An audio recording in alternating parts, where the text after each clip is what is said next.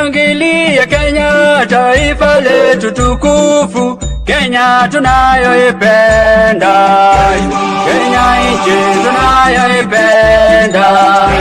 Twajivunia sana tukijiita wa Kenya, nchi yenye baraka, Kenya nchi yenye baraka. Tumekomboa Kenya, taifa letu tukufu, tumebadili mwendo, tutalinda katiba mpya. Anayependa Kenya ni yule mwenye kutenda haki kwa watu wote, mtu mwenye kutenda haki.